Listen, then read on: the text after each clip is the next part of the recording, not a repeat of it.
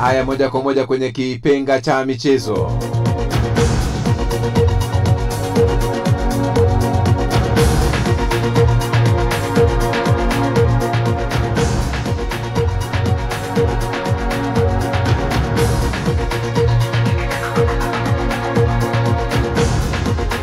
Katika kipenga cha michezo, msikilizaji, tunaangazia leo hii masuala ya soka Ulaya.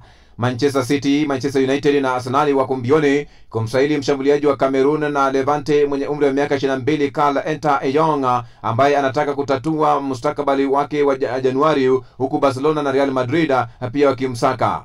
Manchester United kwa sasa hawamfukuzi mchezaji wa AIK Kevin Phillips, licha ya ripoti kuwa wako kwenye mazungumzo ya kumsajili mshambuliaji huyo wa miaka 16 wa Uswidi. Kwingineko, AC Milan inaweza kujiunga na vilabu vinavyomhitaji forward wa Manchester United Joshua Zirkzee miaka 24, ikiwa mchezaji huyo wa kimataifa wa Uholanzi atapatikana kwa mkopo Januari. Haya yakijiri, mabingwa Ujerumani Bayern Munich wameingia kwenye mazungumzo na kumsajili Givairo Rieda miaka 19, beki wa pembeni wa Feyenoord na Uholanzi chini ya umri wa miaka 21, ambaye pia analengwa na vilabu kadhaa vya Premier League ikiwemo Liverpool. Meneja wa zamani wa Tottenham na Nottingham Forest Ange Postecoglou ana uwezekano mkubwa wa kuwa bosi ajaye wa Celtic, huku Kieran Mekana wa Ipswich Town na kocha mkuu wa Wales Greg Bellamy wakiwa mbioni mwa wagombea. Haya yakijiri, mshambuliaji wa Galatasaray Victor Osimhen miaka 26 bado yuko kwenye rada za Barcelona, lakini wamezuiwa na bei ya mchezaji huyo wa kimataifa wa Nigeria. Chelsea wameonekana kupendekezwa na kumsajili forward wa Juventus Kenan Yildiz miaka 20 baada ya kuwasilisha pendekezo la kusimua la mchezaji huyo wa kimataifa wa Uturuki, lakini Arsenal, Manchester United na Liverpool pia wana hamu.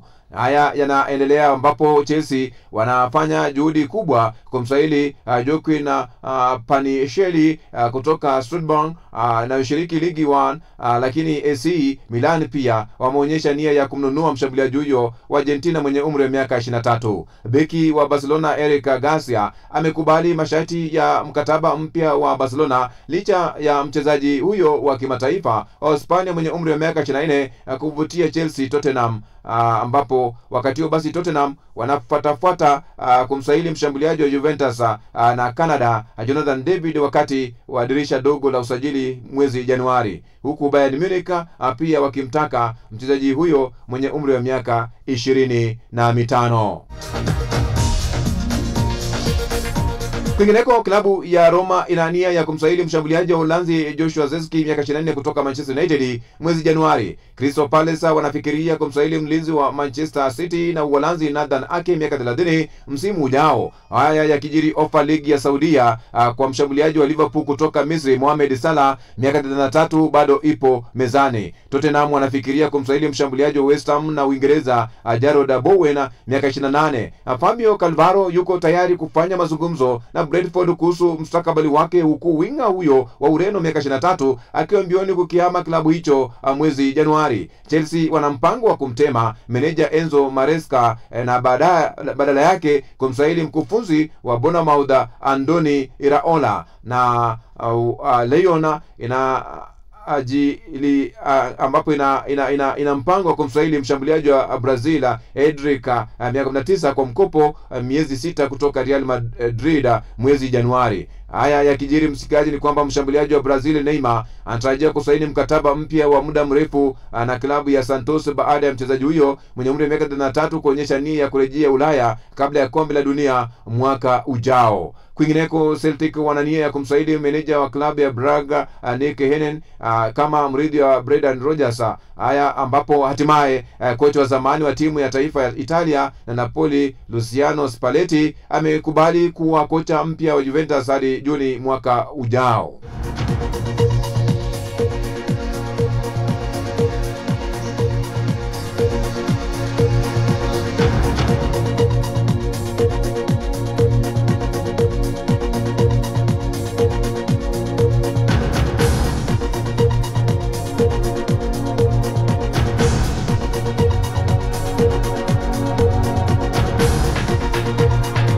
Kule Tanzania msikilizaji, kuna msemo kwamba wewe ni chawa, yani wale ambao wanashabikia chama kimoja na kwa manufaa yao wanaitwa kule Tanzania chawa. Sijui kama umesikia hilo kwamba wewe chawa, yani wewe ni shabiki wa chama fulani, basi unasikia bwana wewe ni chawa. Haya, kabla ya kukata mikatale ya taarifa hii ya michezo, kipenga hiki cha michezo, pokea haya. Hata kama unajua njia, uliza mara nyingine tena. Haijalishi ni kwa kiasi kipi tunajisikia kuwa na uhakika, daima kunaweza kuwa na mambo tusiyoona au vikwazo visivyotarajiwa. Hekima iko katika kudhibitisha mara ya pili. Hapo najia komeo. Naitwa Kanto na Joseph, na hii ni idhaa ya Kiswahili ya Radio Fortune Africa. Ukweli na burudani.